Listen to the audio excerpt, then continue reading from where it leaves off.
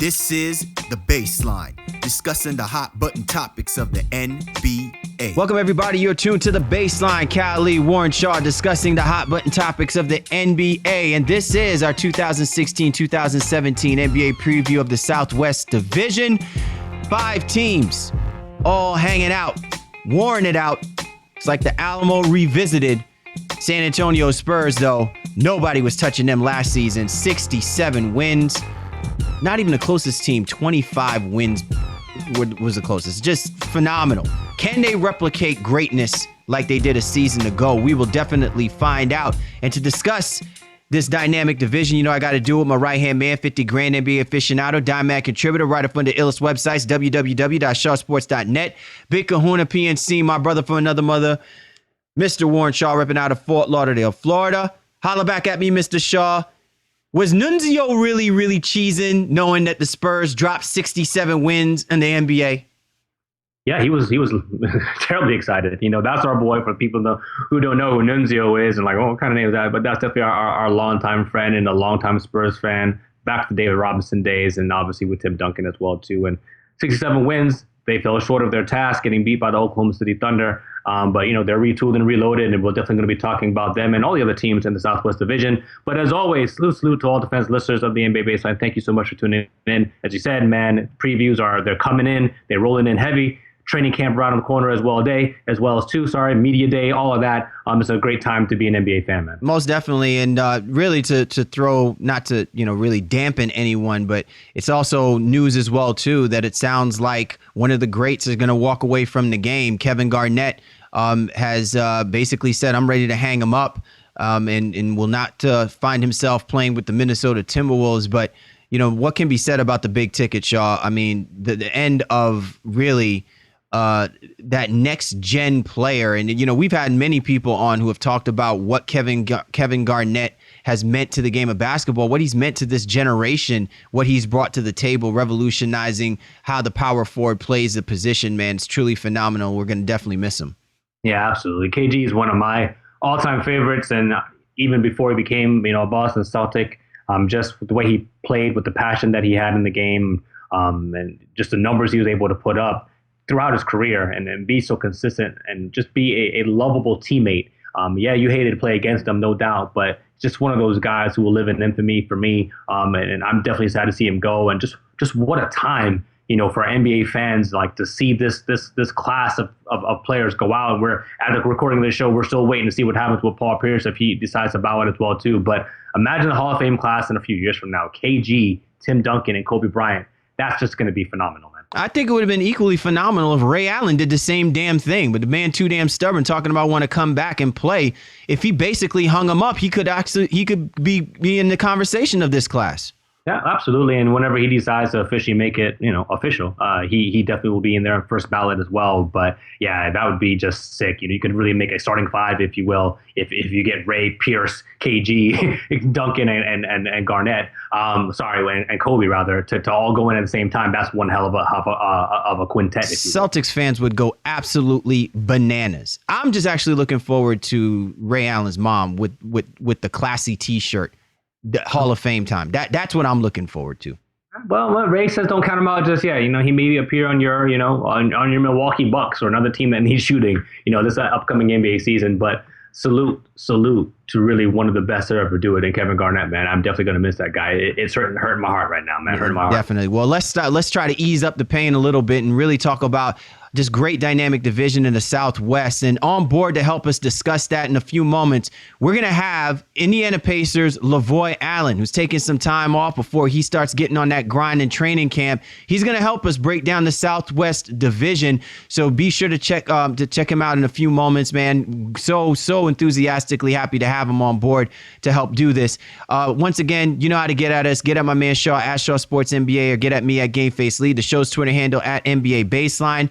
We're available on all the major platforms: iTunes, Stitcher Radio, Player FM, Microsoft TuneIn. We're available also on Google Music and the Roku channel. So download any one of those platforms and allow us to be your go-to resource discussing all things in the NBA. Big shout out to the Sports Brothers. Be sure to check those guys out. They talk all sports. We simulcast with them. We give them the NBA knowledge to give you, the NBA listeners, everything you need to know discussing the hot button topics of the NBA. So big shout outs to them. Now, before we get into the discussion of the Southwest Division, we need to make sure that you guys are ready for this upcoming NBA season. So how would you like to get all of your favorite NBA teams merchandise delivered straight to your doorstep? Well, then you need to check out fanessentials.net. All you do is subscribe, pick your team, and every month you get your team's gear shipped right to your front door. They find the sports gear so you don't have to. Each fan box comes packed with some amazing gear, makes a great gift idea for any sports fan. Prices start at $14.99 and $34.99. But if you go to fanessentials.net and you use the promo code BASELINE at the checkout, you get 30% off your first month. Well, let me say that one more time. If you go to fanessentials.net, you find your favorite team, you get your favorite sports gear, you select one of those prices, $14.99, $34.99, and then at the checkout, you use Baseline, you get 30% off of your first month. What kind of deal would that be? You would be dipped down crazy in your favorite team sports gear. So be sure to go to fanessentials.net to get all of the essentials you need for this upcoming NBA season. Yes, indeed. And this is what you waited for. It's time now for us to give the 2016-2017 Southwest Division preview here on the Baseline NBA podcast. And along with us, man, and we're really excited to have him on board to help us break down this really dynamic division. He is currently doing his thing in the NBA, plays for the Indiana Pacers, and definitely has his finger on the pulse of everything happening in the association. Our man, Lavoy Allen. Lavoy, thanks for hopping on board to help us do this preview, man. Thanks for having me. First things first, Lavoy, and I'm asking this from a player's perspective, and you being a part of very competitive teams, you recently part of an Indiana Pacers team that made the playoffs. What's that feeling like to be a part of a team that's in the cusp, it's in the threshold of playing in the postseason? How is the difference from going after that arduous task of playing in an 82 game season, then transitioning yourself to that second half of the season and playing in the playoffs? It's definitely tough. I mean, 82 games is a lot, but after you've been doing it for a few years, I'm going into my 6th year. After you've been doing it for a few years, you kind of get used to it. But yeah, I mean, playing in the playoffs is an amazing thing, and it's just tough, trying to be one of the top 8 teams to get in there. Yeah, and it's interesting because when we talk about this Southwest Division, Lavoy, I mean, virtually every single year, an argument can be made that at least 4 of the teams in this division has that possibility of making it in the playoffs. And over the last few seasons, that's exactly what's happened. Even with just a few seasons ago, all 5 teams had made it into the playoffs in the Western Conference. That included the New Orleans Pelicans. And despite last season with the Pelicans going through so many different injuries and losses, especially with this offseason, it's interesting that this is going to be the first team that we're going to talk about. But, it always seems to fall on the expectations of their franchise guy, their playoff guy. Here's a basketball team that only amassed 30 wins this past season. They suffered a great loss in one of their players, in Bryce Jones, in this offseason. Again, another injury-plagued season for Anthony Davis. What is it that you're looking for from this basketball team to take the next step forward as Alvin Gentry steps in his 2nd year as the head coach? Well, like you said, they've had many injuries the past few years. So the first thing is everyone getting healthy. Having Drew Holiday back, having Tyreek back, and Davis. I mean, that will really help that team. I think they will be a playoff team with those guys healthy. If they can stay healthy all year. Also, adding Solomon Hill, who was a teammate of mine in the last 2.5 seasons, is really going to help them. He can shoot the 3, he can penetrate. He can play the 3, the 4, sometimes the 2. So he can play multiple positions, and so he'll be really good for them. Buddy Hield, who was a flat-out scorer in college. Hopefully that can translate to the NBA, because that would be really great for those guys. Lavoy, I think those are great points, and I think there's obviously another sad situation thing going on with the Pelicans. CL mentioned Bryce John Jones and the situation that happened with him. Drew Holiday now is dealing with a situation with his wife where he may be out for an unexpected amount of time. How are they going to be able to, I guess, really create for this team? Tyreke Evans is another guy who may not be there to start the season. They picked up a guy like Lance Stevenson and a guy like that. But how do you see this team trying to get the ball and feed the ball to some of their bigs who are so important to them? It's going to be a total team effort. It's going to be all about sharing. I don't really, besides Anthony Davis, they don't have a flat out guy that they can go to. So, there's going to have to be great ball movement between those guys. And, hopefully when Drew returns, when Tyreke, those guys, and they can, get back to their old form and help the team out. Lavoy Allen joining us here as we're previewing the New Orleans Pelicans. Lavoy, you touched upon how Solomon Hill is a great asset to this basketball team because of the fact that he offers versatility from a defensive position and also shoots the three. Another interesting pickup was Terrence Jones. And this is a guy that I had talked about, I'm sure, and my co-host Shaw, we've talked about, his skill set to me can match someone of a Solomon Hill. Do you see Terrence Jones stepping in and really helping out that front court that may be sorely lacking? And if Alvin Gentry is obviously going to really watch and limit how he plays Anthony Davis, because Anthony Davis has not completed more than 70 games so far as he's been in the NBA, which if you're talking about him as being an MVP candidate, at some point he's going to have to be fully healthy. But I would think that the early onset is them making sure he stays healthy. How much of an impact do you see Terrence Jones having on this basketball team to help offset that? I'm actually a big fan of Terrence Jones. What he did a few years ago when he was the starting four for the Rockets, I think he played really well. And, just him getting another opportunity with a different team to try to step back into that role, I think it'll be great for him. And, if he is the player that he was a couple years ago, I think, he can really help his team out.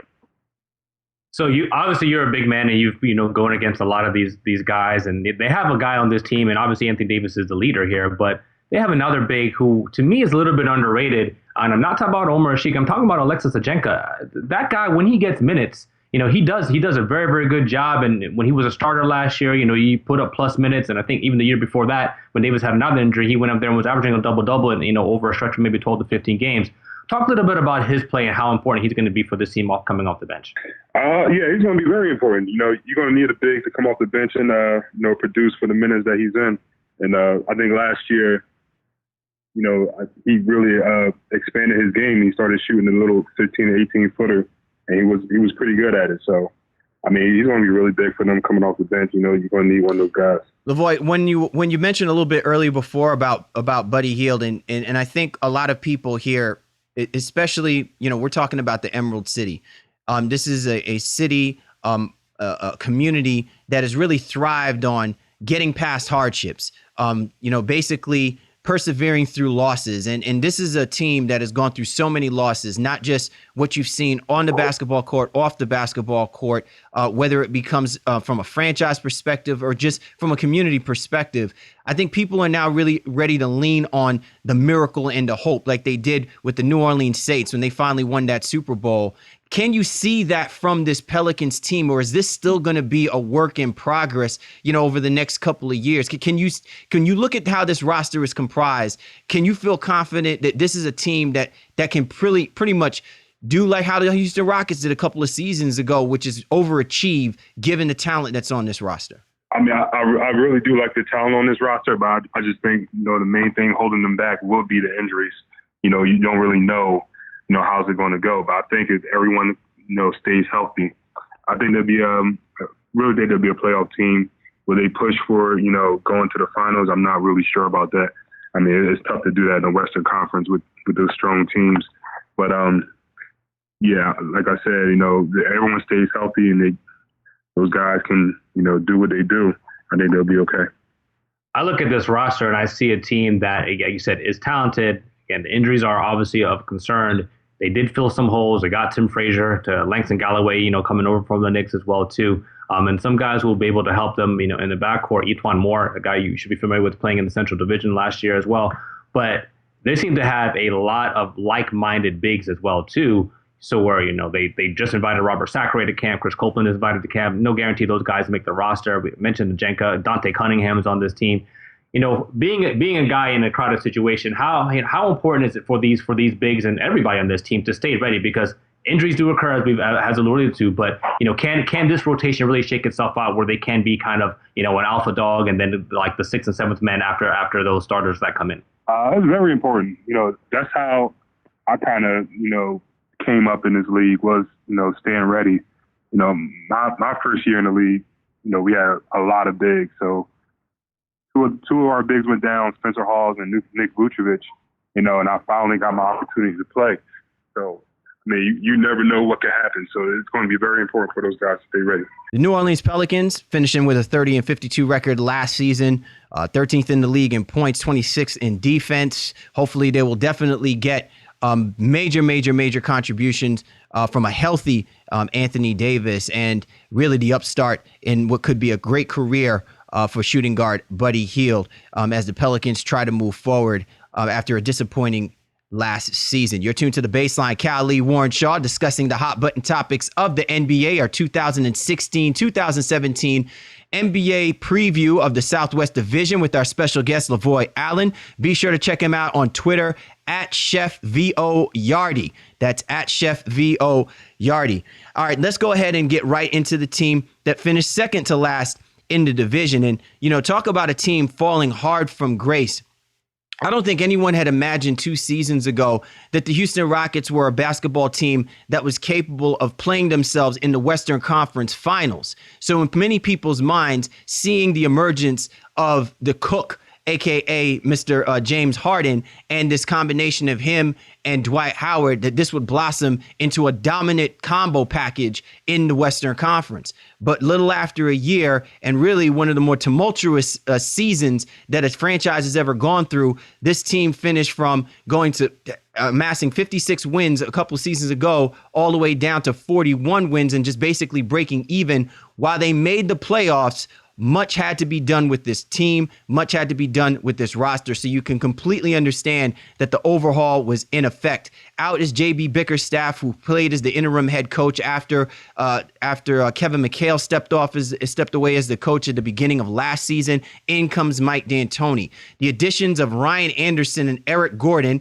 albeit two guys that just formerly playing for the New Orleans Pelicans, they joined this team. New lineup, new mindset. Does this equal to the Houston Rockets elevating themselves back to greatness, especially now with Dwight Howard moving to the Atlanta Hawks? Lavoy, let me get your take. When you got a big man like Dwight Howard, who, despite him being either the most loved or the most hated basketball player in the game right now, a big like him is hard to replace.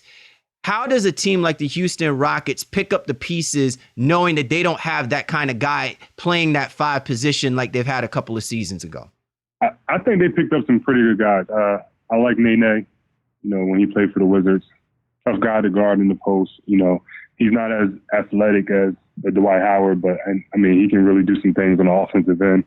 And Ryan Anderson, he's a really good shooter from the 3-point, and a very underrated rebounder for his size. I think he's a pretty good offensive rebounder.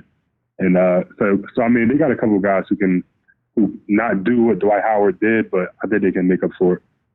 Yeah, so they'll definitely be different, in terms of being just a different type of running team offensively. D'Antoni is obviously the coach there, and you can obviously make the argument that Dwight Howard didn't get enough touches when he was there anyway. So not having a traditional big is not something that the Houston Rockets should potentially have a struggle with. But talk about, from your perspective too, something that you're going to be dealing with even on your team.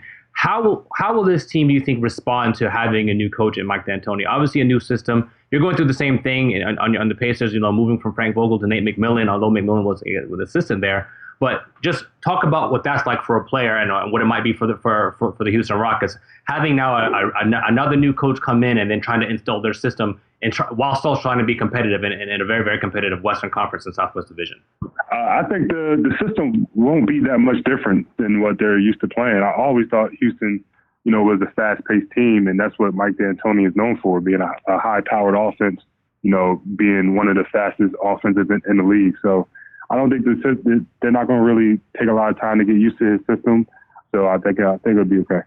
If the Houston Rockets are expected to improve from what they did a couple of seasons ago, what's the one thing that you think that they really should get better at, Lavoy? I mean, one of the things that they did a couple of seasons ago is they played great defense. They were a top 15 defensive team. That's what helped them propel themselves to being one of the top teams, not just in the division, but also getting them as far as to the Western Conference Finals. And clearly that's been something of a drop-off. Now you're rolling the dice with a guy like Mike D'Antoni, who's more offensive-oriented than defensive-oriented, but you still got players like Trevor Ariza, Corey Brewer, who have always been known to be great defensive players.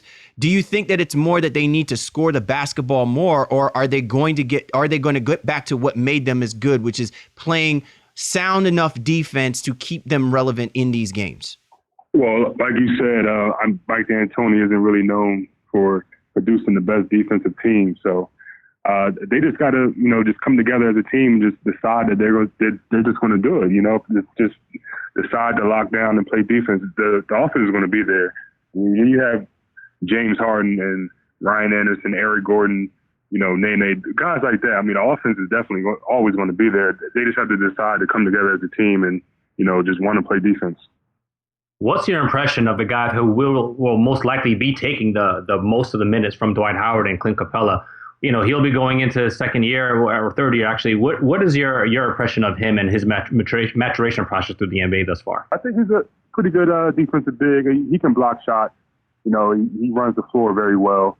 He's also a lob guy, just like Dwight was. So, I really like him as a player. I think he'll be good for them. Lavoy Allen joining us here on the Baseline NBA podcast, our NBA preview of the Southwest Division, discussing the Houston Rockets. Who's the one person do you really think is going to thrive from having Mike D'Antoni as a head coach, aside from James Harden? Who do you think is going to be the biggest winner of having a coach like that to improve their numbers offensively? That's a good question. I have to say probably Corey Brewer, I would say. He's really known, for getting out on the break.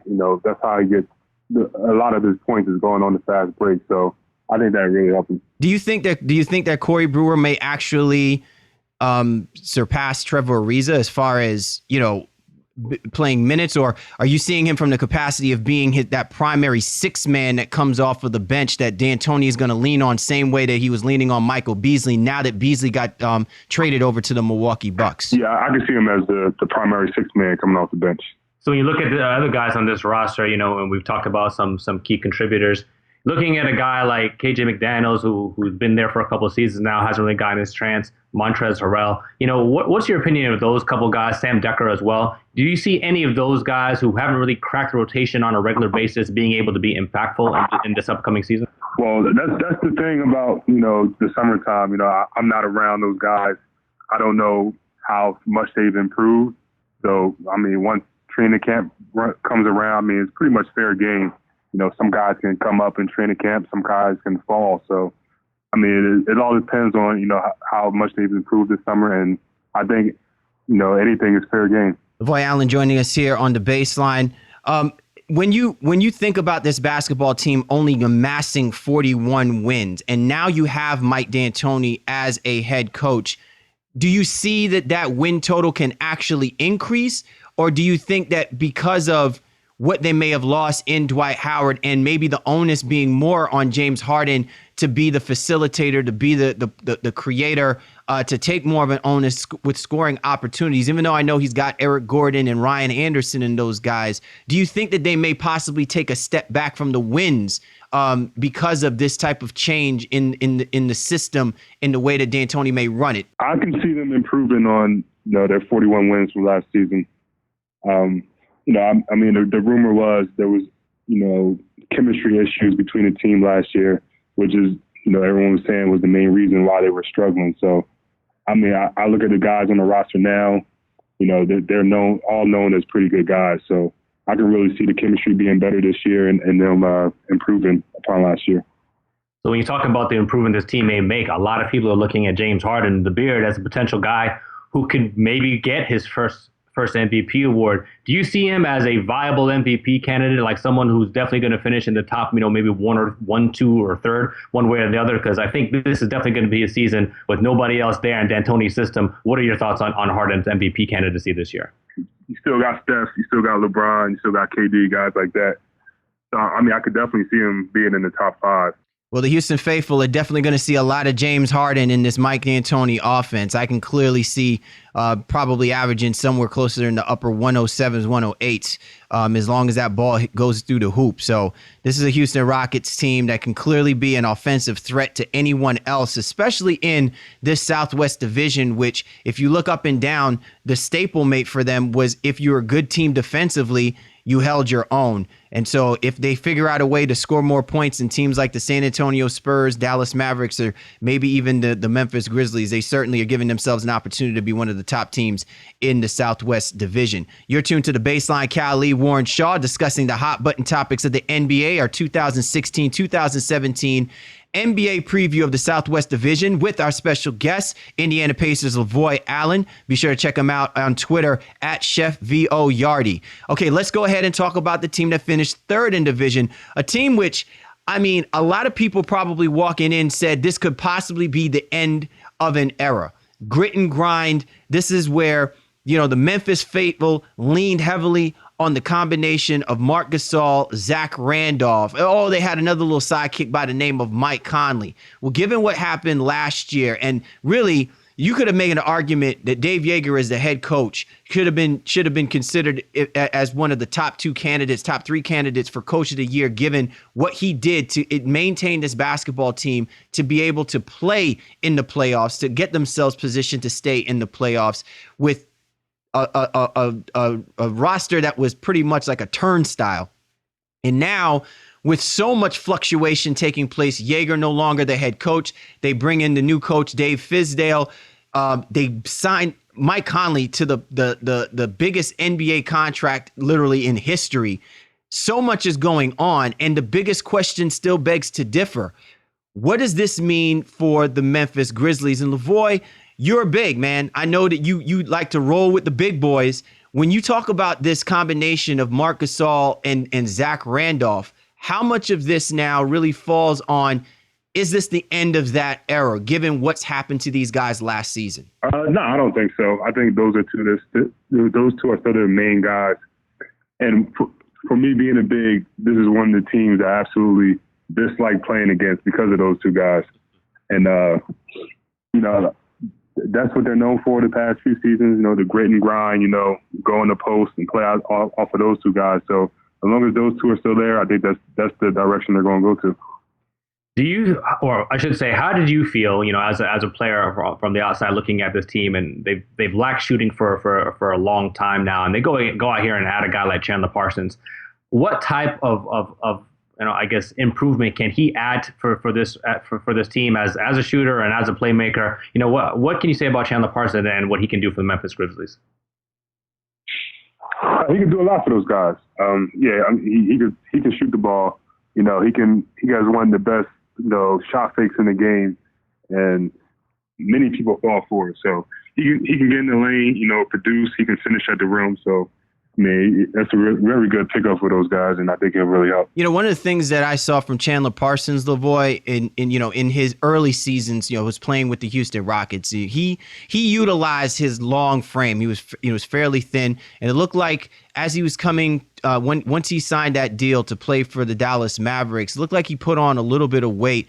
Do you think that Parsons should basically play back to his, original rookie weight or weight when he came into the NBA rather than playing in the body build that he's in right now? Because it looks like he suffered more injuries when he started putting on that weight and trying to bulk up to play that 4 position a little more, or that 3-4 position a little bit more. Yeah, he should definitely try to get as thin as he can. Playing 82 games, all the running up and down, the wear and tear on the knees, you're going to need to be, have your weight as low as it can. So, if he could get back down to that weight, that'd be great for him. And, I could see him, having a healthy season, playing really well. This Memphis Grizzlies team is definitely one of the staples in the playoffs for the last few seasons. And as Sayel alluded to at the outset, as we began discussing this team, it just seems like they haven't been able to get over the proverbial hump. What needs to happen for them in general, to really make another push in the Western Conference and get back to potentially being a Western Conference final team? What specifically, when you look at this roster, needs to happen for them in order to play a little bit better? Health is the first thing. Get Marcus all back, get him healthy again. Chandler Parsons, get him playing again. And, just trying to score the ball more. They're always known as a good defensive team. They got to find a way to put more points on the board. It's interesting. The Grizzlies signed Tony Wroten, and this was a guy that I don't know why teams continue to figure out a way to bring him on and then let him go. And I think probably in like just the last year, he's played for practically every single basketball team that's in the association. I mean, clearly, when you look at this Grizzlies team, this is a team that still struggles in scoring points, and he's somebody that can be offensively explosive when given the rock. I mean, he's kind of your point guard version of Will Barton. Can you see Fizdale really using him, taking over like as that 6-man role rather than solely relying on Vince Carter to handling that task over the last few seasons? Yeah, but Tony Wroten, I played with Tony Wroten in Philadelphia a few seasons ago, and he is very explosive. You set him a good screen at the top of the key, and he's getting in the lane, and he's either going to score or get fouled every single time. So, I mean, he can really be that type of guy as long as he, just stay level-minded, not get too big of a head and, just play within himself. I think he'll be really good for them and, just be in the rotation. When you look at this roster and you talk about, guys who are potentially trying to make in the rotation, who do you think is the most important person off the bench for them? It could be their 6th man. You're looking at guys like JaMychal Green. We're looking at a Brandon Wright. We're looking at Troy Daniels and another shooter, James Ennis. Which one of those guys do you think is most important for them coming off the bench? I think it'd be a collective effort. I don't see one guy especially leading the bench. So I think it's a collective effort. All those guys got to be able to bring it. Lavoy, just to touch real quick back on Zach Randolph and what he really is going to mean to this basketball team. We saw a drop off, and I don't know if it's much more as health or maybe it was confidence in Jaeger in figuring out a way to allow Zach Randolph to be able to have his opportunities to score the basketball. Clearly, you saw a little bit, I don't want to say issues, because that combination is what got them to the Western Conference Finals of 3-4 years ago. But clearly, you saw a drop off in the productivity for Zach Randolph, and it was only until Marc Gasol went down to a season-ending injury that he was able to come in and really kind of resupplant himself. How do you think Dave Fizdale should utilize Zach Randolph at this point in his career to maintain the effectiveness that we found from him the second half of last season? Him and Marc Gasol, they got to be the go-to guys on this team. He's a real good guy at ducking in from the weak side. So call plays for him, get him his touches. He'll be okay. You think that for this team, their advantage over other teams is the fact that they have to basically punish teams down in the paint? I mean, even though you've given all of this money to Conley as being the premier point guard, you really think that still the bread and butter for this basketball team is really the dominance of Zach Randolph and Marc Gasol establishing themselves down in the blocks and really punishing teams that don't have bigger front court lineups? Yeah, I think that's definitely what they have to do. The Memphis Grizzlies finishing with a 42-40 record. Clearly this is a basketball team, and while they made the playoffs, certainly struggled, but they did find some diamonds in the midst of that coal mine that's out there in Memphis. JaMychal Green, definitely one of the main cogs, and should look to help improve this basketball team's front court, and definitely one to look out for this upcoming season. You're tuned to The Baseline. Cal Lee, Warren Shaw, discussing the hot button topics of the NBA, our 2016-2017 NBA preview of the Southwest Division with our special guest, Lavoy Allen of the Indiana Pacers. And as we move forward, let's talk about that second best team that represented out of the Southwest Division.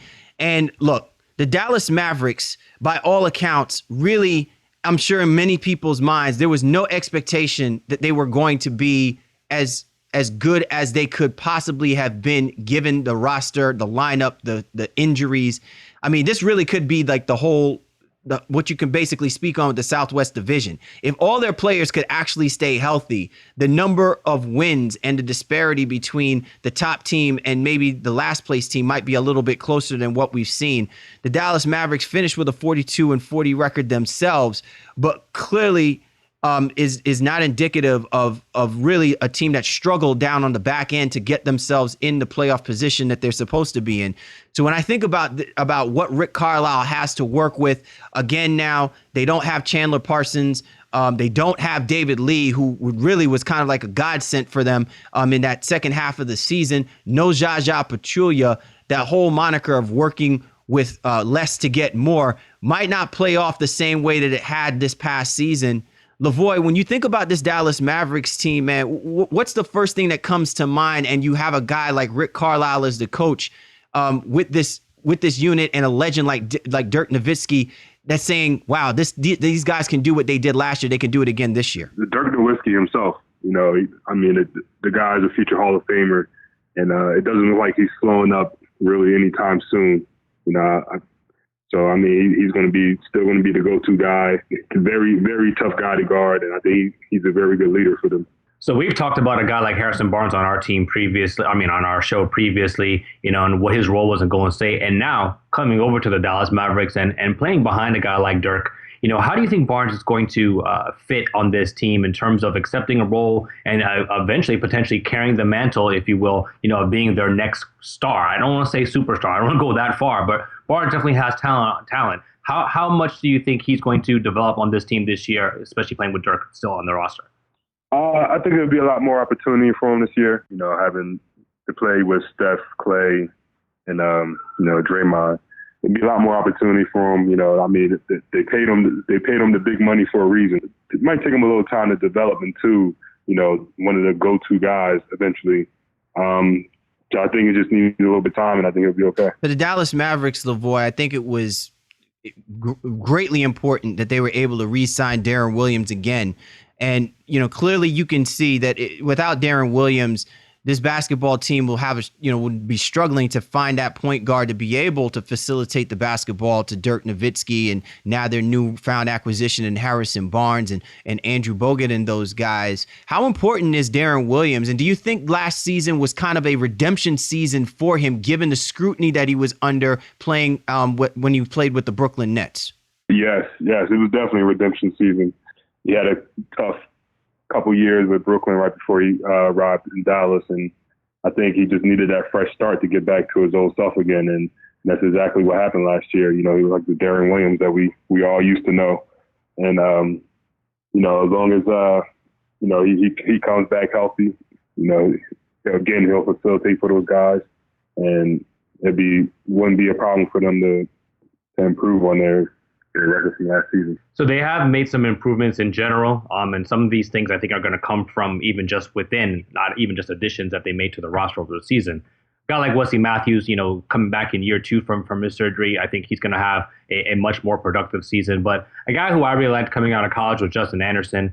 I think going into his second year now, we're really going to see him kind of take off. And they also added Seth Curry. Between Justin Anderson and Seth Curry, who do you think is going to be, more impactful for them? Thinking that both guys, just Seth Curry is obviously the shooter, can create a little bit, but Justin Anderson is a guy who can score and defend. Which one of those two guys do you think is more important for them coming off the bench? I'll probably say Justin Anderson. I think you need that guy that can play both ends of the floor. So I think he'll be the most important of the two coming off the bench. And, he's going to be a guy that, going to have to step up. Lavoy Allen joining us here in the baseline as we talk Dallas Mavericks, team that finished second in the division to the San Antonio Spurs.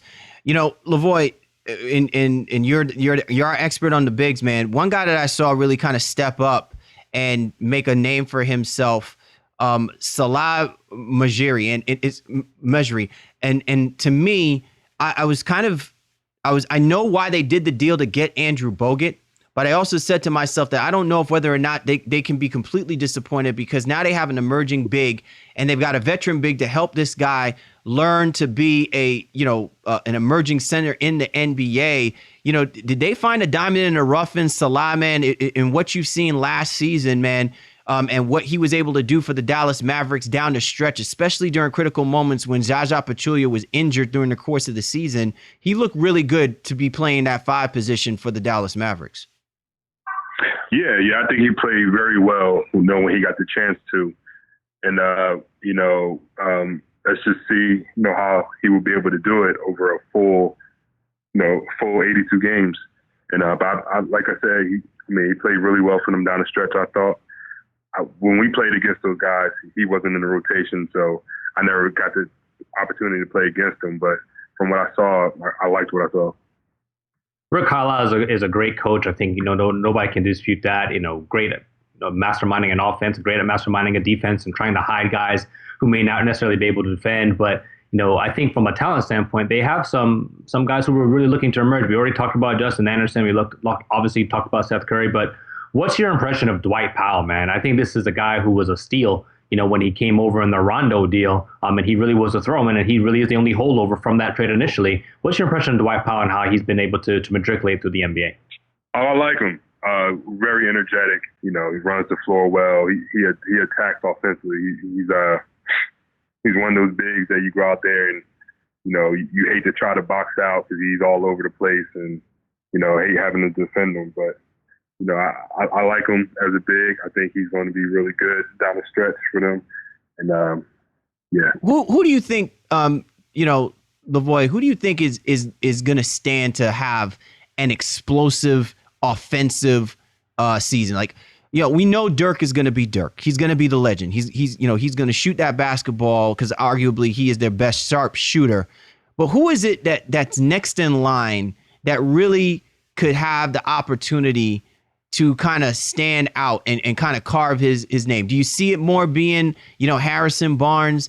Do you see it probably even being, Justin Anderson or maybe even Darren Williams steps up and becomes that shooting type, not shooting, but that scoring type point guard like he used to be in Utah, added on top of the fact that he was such a great facilitator and a tough-nosed type of guy? Like, who is it that really has the opportunity now this second time around to really make a name for themselves with this new roster? I would probably have to say Harrison Barnes. I think he'll just have more opportunity with this new team. I think he's going to be one of their go-to guys. So I think, if he gets more touches, more opportunity to score the ball, I think he definitely will, improve on the past few seasons. All right. Well, the Dallas Mavericks is definitely a team to look for. They are etched in possibly to be, again, one of the second best teams in a division in many people's minds that might wind up going through the same struggles as they went through last season. And look, if the gap between second and first was something to gawk at last season would be in the San Antonio Spurs, who knows what this team might be looking up towards with this new revamped San Antonio Spurs team. Last season finishing with 67 wins, 15 wins better than first place. It's absolutely phenomenal. I'm sorry, forgive me on that one. Not 15. It was more than that. 25 wins more than the first place team in the Southwest Division. And what more can we say? The machine just keeps rolling on. You lose a legend in Tim Duncan. It's interesting, Lavoy, as much as these guys did what they did, the accomplishments that they've achieved, it's funny to me that even at the end, everyone did not have the utmost confidence about the San Antonio Spurs putting themselves in a position to go to the Western Conference Finals, that there still is a team out there that could be their Achilles heel other than the Golden State Warriors. But in this division, there really is no Achilles heel. When you add Paul Gasol now to this basketball team and you add David Lee to this basketball team, it just seems like this team is reloaded again to dominate the division one. Yeah, I think it all starts with Coach Pop. I don't know how he does it, but he always finds a way, with these guys to, take them as far as they can go. Losing Tim was definitely was a big loss for them, not only, on the floor, but like off the floor, helping, lead the team. But, Paul Gasol, David Lee, I think those those are two real good big guys that can help with the scoring load. Pop always knows, how to run these teams. So with that said, this is a team that has a lot of young talent, or is kind of in the middle in terms of trying to develop some of the young talent, and has some veteran guys who have obviously established themselves. And when I talk about young talent, we're talking about Kawhi Leonard, but he's already entering his 6th year in the NBA. Do you think, and again, as an NBA player, you've seen people get better next time, and I know you said earlier you're not with all these guys in the summer, but from what you saw of Kawhi, is there a next level for him? Do you think there's something else he can still do to be better than he was on both sides of the basketball? He's one of those guys where the sky is the limit. So, he can definitely improve. I thought he was one of the best defensive players in the NBA last year. I don't know how much he can improve off of that. But offensively, there's always room to improve with him. And I think he will, take more of the load now that Tim Duncan's gone. He definitely will step up in the role. Lavoy Allen joining us here on the Baseline NBA podcast as we're giving our preview of the 2016-17 Southwest Division. The San Antonio Spurs finishing with a 67-15 record. Really, Lavoy, what was your impression of this team defensively? I've basically have gone on the record as to saying that, when you look at it for what it is, this is probably one of the best regular season defensive teams in NBA history, given the way that they played. And in this type of era of basketball where offense seems to talk a lot more loudly than the defense, this is a basketball team that was able to consistently do it for 82 games and being one of the best defensive teams. Did you get that sentiment, when you weren't out there battling against them and maybe you were checking them out on League Pass? Yeah, definitely. They always find a way to somehow edge out a win in the game. Not many people, notice, the defensive part of the game, but you really pay attention to it. This is one of the best teams, to do it. These guys are, top of the NBA, and that will continue to help them in the future. So some of their guys, as I alluded to a little bit earlier, are getting a little bit older. Tony Parker, Manu Ginobili, wasn't sure if he was going to come back. Obviously, Duncan had retired. So those are two guys that are great playmakers for them. Who do you think steps up for them now when it comes to that regard? Is that Kawhi? And obviously, we're talking about him trying to score a little bit more, but is he going to take over more of the playmaking load as well, too? Or you look at a guy like Kyle Anderson now entering his 3rd season. Is that an opportunity for him to maybe do something? Who do you think takes over some of the playmaking opportunities for this team? I can see Kyle Anderson stepping up. I can see DeJounte Murray. Yep. I can see him having a, breakout year. You still got LaMarcus Aldridge down the post. Just give it to him and just move out the way. You got Paul Gasol. So David Lee, who's also, pretty good offensively, and he can find a way to distribute. So, they definitely have a lot of options. You brought up David. I'm actually curious because I feel like last year's project was David West. And I know that you're familiar with, David West, his internal toughness, his ability to bang. David Lee was never a quote unquote banger, but he was really offensively efficient, and he wasn't afraid, to bump elbows with the bigs in the game. That's kind of what made, kind of gave the Warriors their claim to fame when they were the Cinderella team, so to speak, and not quote unquote the proverbial villains that they're being labeled as now. How do you think David Lee helps this basketball team, whereas in ways David West wasn't able to help them when during critical stretches, especially in the playoffs? Like, what do you think that they're looking for from David Lee that can help facilitate what this Spurs team is gonna try and do for this year? I would say probably David Lee. He's not known as a banger, but I think he has really good footwork in the post. He can go with either hand, left or right, so that makes him really tough to guard. He can put the ball on the floor also. That's something that David West wasn't really known for. So, David Lee is very offensively talented, and, he'll find a way to help him. So you talk about offense, a guy who was missing the offense last year was Danny Green. He really struggled from the perimeter, few pockets of games where he's able to play well. Do you feel, and again, I know you don't want to talk badly about one of your colleagues in the league per se, but do you feel like this will be a bounce back year for him, or has he kind of reached his ceiling, and it's really going to be some of the other guys' time to really shine in San Antonio? No, I think it'll be a good year for him. Shooters shoot, so he's got to find his stroke again.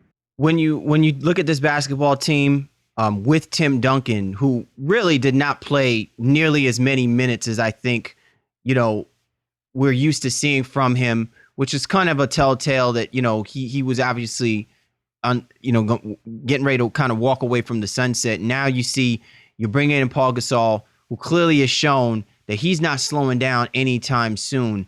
Popovich can work this combination of LaMarcus Aldridge and Paul Gasol, at will. Can they replicate what they just did this past season? Is it a foregone conclusion to see 67, maybe even 68, 69 wins? Or will this be a basketball team that will have to get used to each other and have to get used to the chemistry playing, with that combination of Parker, Leonard, Aldridge, and Gasol to maximize them being one of the best teams in the Western Conference? This team, you can't really take this team for granted, no matter how many new guys they bring in or who they lose. So, 60-plus wins, I can definitely see them doing. So 5 teams up, 5 teams down. It is our time now to go into the prediction segment of our show, Lavoy. We're going to ask for you to just go ahead and give us your predictions and how they're going to finish from 1st to 5th within the Southwest Division. I have San Antonio being 1st, Houston 2nd, Dallas 3rd, Memphis 4th, and New Orleans 5th. Woo! No love for the Pelicans there at all, boy. No love. Anthony Davis is definitely going to be going at you hard when he hears this on the podcast. But I'm going to follow you right back up. I do definitely think the Spurs are clearly the class of this division. They have to finish first, and I can't see them doing anything other than that. I think when you're looking at the other teams, we've been going through these previews for a little while now, and I think it really is close between 2 through 5, and they really could finish in any order. But for the sake of the show, I'm going to say the Memphis Grizzlies get back to business, finish second in this division. I think the Dallas Mavericks and Houston Rockets are going to finish 3rd and 4th, and I mean very, very, very close. And I'll ride with you, Lavoy. So Anthony Davis can throw some hate my way, although I don't have to play him on the court. I think they're going to have some injury issues as well, and they're going to take some time trying to gel. I think they probably do bring up the rear, but I think they're going to be maybe 2 or 3 games out of that 4th spot in Southwest. What about you, CL? Well, it's going to be tough. Again, I don't think that anyone's going to touch the San Antonio Spurs, and 60 wins is definitely now not without the realm of possibility given this division, not more so than what's reflective of how they're going to compete against the rest of the teams in the Western Conference. But I just think that they're going to dominate this division. With that being said, the rat race between 2 to 5 is where it's really going to play itself out. I actually, and it's weird saying this, I kind of see the Houston Rockets being the second best team in the division, and really only because of the fact that I really see James Harden taking the onus upon himself to right the wrongs of what the perceptions are, given the divisiveness that happened between him and Dwight Howard. And I think you still have the pieces in place where it's a veteran basketball team that can still execute and offensively be better, especially with the additions of Ryan Anderson and Eric Gordon, should those guys stay healthy. That being said, coming in a close 3rd, I see the Memphis Grizzlies coming in on 3rd. I just think that as long as Gasol and Zebo is healthy, this is Mike Conley's team to move forward with. And I think the contributions of JaMychal Green and the rest of that supporting cast can be a better defensive team than they were last year. And I think that that's going to speak volumes on them maintaining their status.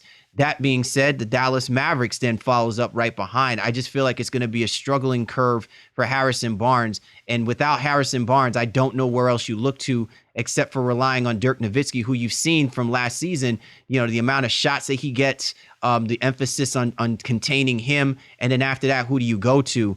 As much as you have Darren Williams, I just don't know whether or not it's enough.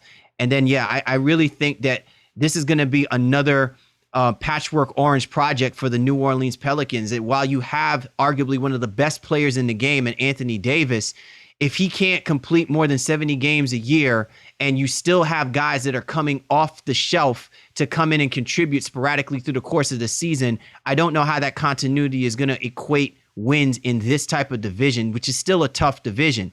It just now, to me, it's the end of this division showing dominance where you had 4, possibly 5 teams making it into the playoffs. Right? Realistically, I may only see 2 teams, possibly 3, coming out of this division to actually be playing in the playoffs in the Southwest. Yeah, and I have to agree with you. I think, you're looking at I think there's 3 teams. I think Dallas somehow gets an in. I just never want to doubt Coach Carlisle. The Spurs, obviously, being the first place team, and I think the Grizzlies, get back to form. And then we did forget that part from you there, Lavoy. Of the 5 teams, which ones do you see making the playoffs? I see San Antonio making it. I can also see Houston, and you know what? I'm gonna go with you guys and say Memphis. As long as the 2 big guys stay healthy, I think they'll make the playoffs. Fair enough.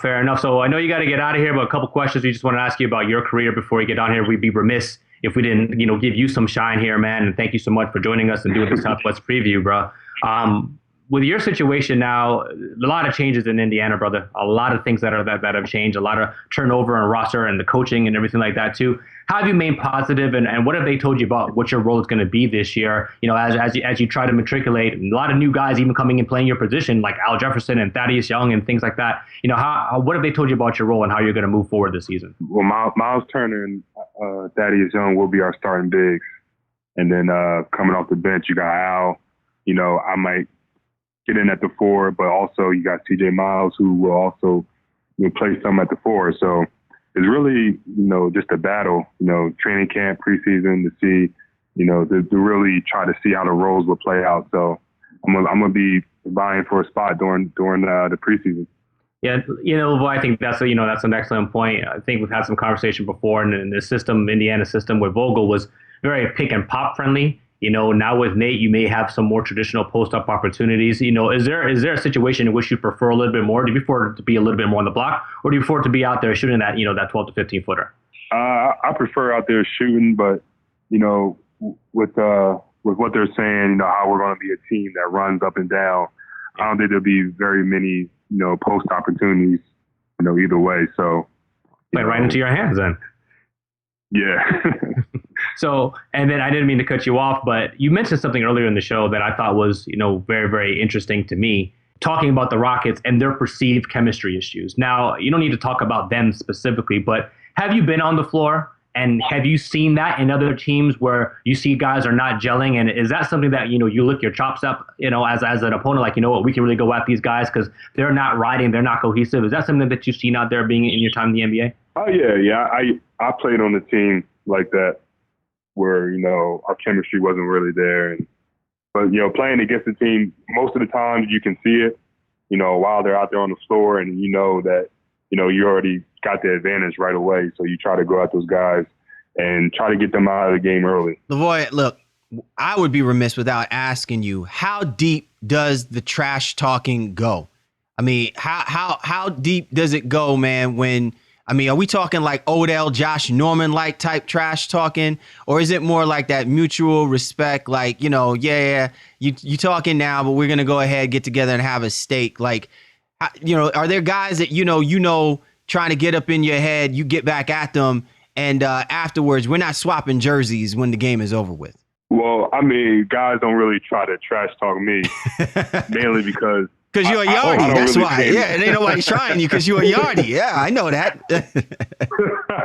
Oh, you mean? Nah, I don't really respond to the trash talk. So after a while, they get tired of it. So, guys, I don't. But I see a lot of trash talk when they're out there, and they could go either way. Some guys are, they trash talking each other, but at the end of the day, they're still going to be cool. And other guys that just downright don't even like each other. So there could be problems there in the near future. So I've seen it both ways. So let me apologize. We were talking a little bit earlier, and I was trying to give the Beard some props. And you corrected me. You know what I mean? He's not top 3. He's got to be in the top 5.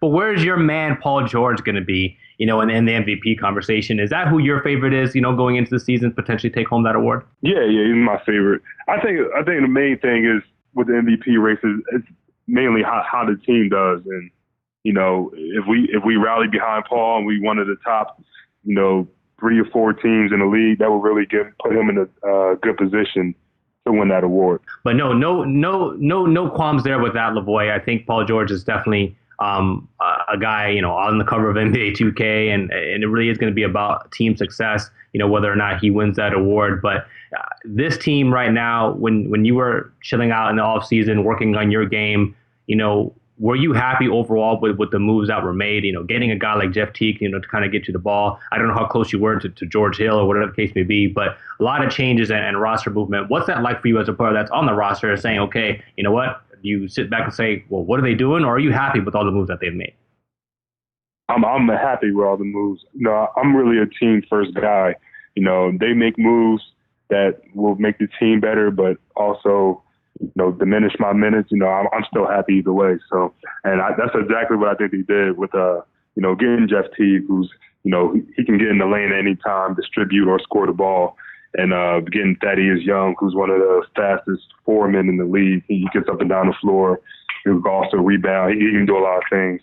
Getting Al Jefferson, who can, really score in the post, which we haven't had in a little while. Really a big man that can, you can throw the ball to down low and, let go to work. So, mainly those three guys, I think they'll be really helpful for us. And, just seeing Miles Turner improve this past summer. And I think we'll, be good with those pieces. So I want to talk about that a little bit here. Miles Turner is a guy I've had some conversation with, and he's been talking really confidently over the summer, which I like. He's a guy who's saying he can go out there and average X amount of points and X amount of rebounds. And, have you been working out with this summer? And kind of like, what's your relationship with him as a young big? You were in this situation a few years ago, but, Turner's definitely going to have an opportunity to really do some things on this roster. What's your relationship with Miles Turner and what he can potentially do this season? Oh, we have a real good relationship. He's one of those guys who's always willing, to work on his game, to learn something new. He doesn't have a big head. He's real down to earth. And, just working out when this past summer is just, the dude doesn't really miss. He's extended his range.